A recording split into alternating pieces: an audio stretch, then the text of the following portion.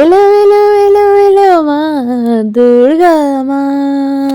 জানি জানি তোমরা হয়তো এখন ভাবছো যে আমি এখন কেন বলছি যে দুর্গা মা আসবে, বাট দুর্গা মা তো অনেকদিন আগেই চলে গেছে। হ্যাঁ হ্যাঁ জানি দুর্গা মা অনেকদিন আগে চলে গেছে, কিন্তু পুজোর রেশ কি গেছে?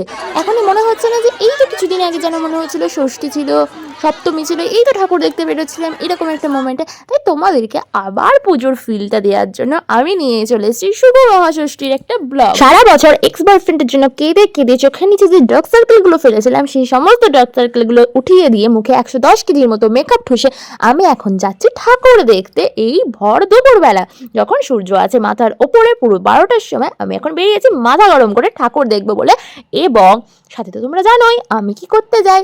হ্যাঁ হ্যাঁ, যেটা তোমরা ভাবছো ঠিকই ভাবছো, আমার প্রিভিয়াস ব্লগেও আমি বলেছিলাম ঠাকুর দেখতে যাচ্ছি, মেকআপ করে যাচ্ছি। তো কি দেখতে যাচ্ছি? হ্যাঁ হ্যাঁ সেটাই ঠিকই ধরেছো, জানি জানি, ছেলে দেখতে। কিন্তু সাথে মা আছে, কি করে দেখবো বলো, সেরকম একটা ব্যাপারও আছে। তাই এত ভিড় এত জ্যাম যে 2 ঘন্টা ধরে প্রায় রাস্তায় দাঁড়িয়ে থেকে থেকে আমরা যাচ্ছি মাথাটা গরম করে একেবারে। আর এখন আমরা চলে এসেছি কল্যাণীর ITI মোড়ের কাছে। যারা যারা এসেছো তারা নিশ্চয়ই রাস্তাটা চিনতেই পারছো যে এটাই হচ্ছে সেই কল্যাণীর ITI মোড়। কি চিনতে পারছো তো? চিনতে পারলে কিন্তু অবশ্যই কমেন্ট করে জানো যে তোমরা গেছো কি যারা যাওনি। এই যে দেখতে পাচ্ছ দুপুরবেলায় মাথা গরম করে আসার কিন্তু একটা ভালো দিকও আছে, একটুও আমাদের লাইনে দাঁড়াতে হয়নি। দেখা যাচ্ছে বাইরেটাই ভিড়, কিন্তু ভেতরটা প্রায় অনেকটা খালি ছিল। অন্যদিকে যে লাইনটা ছিল সেটা দিয়ে ভিড় ছিল, তো আমাদেরকে বেশিক্ষণ লাইনে দাঁড়াতে হয়নি, একদম স্পিডেই আমরা চলে গেছি। তো লাইন মানে পড়েই নি সেই টাইমে, একমাত্র বলা যায় আমরা যে লাইনে দাঁড়িয়েছিলাম। আর ওই দিকটাতে একটা লাইন আছে, আমাদের সময়টা দেখছি কতটাই খালি। তো আমরা একদম ফ্রিলি যাচ্ছি, ওখানে গিয়ে ফটো তুললাম, সব কিছু করলাম, তারপরে আবার বেরিয়ে আসলাম।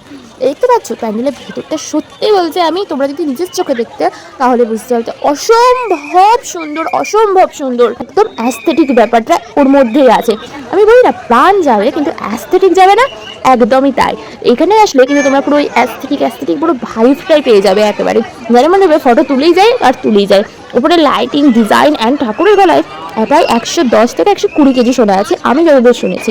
তোমরা দেখে বুঝতে পারছো কতটা সোনা দিয়ে এরা ঠাকুরটা তৈরি আছে। একদম আমাদের মাকে, আমরা পুরো ঘরের মেয়েকে পুরো সোনায় মরিয়ে দিয়েছে এরা। হ্যাঁ হ্যাঁ, আমাদের মেয়েকে তো আমরা ঘরের সোনায় মরিয়েই রাখি। আর এখন আমরা যাচ্ছি পরের প্যান্ডেলের উদ্দেশ্যে। তাই এখন আমরা প্যান্ডেল থেকে বেরিয়ে পড়েছি। কিন্তু প্যান্ডেলে তো যাবো, তার আগে একটু ভালো করে ফটো তুলবো না, তোমাদেরকে একটু ভিড়টা দেখাবো না? দেখতেই পাচ্ছ আকাশে কিরকম পরিষ্কার হয়ে আছে আর কতটা রোদ দিচ্ছে আকাশে।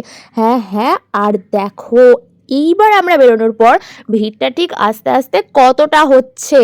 হ্যাঁ প্রচণ্ড ভিড় ছিল সত্যি, মানে ওখানে তো শুনেছিলাম আমি মহালয়া থেকে ভিড় শুরু হয়ে গেছে।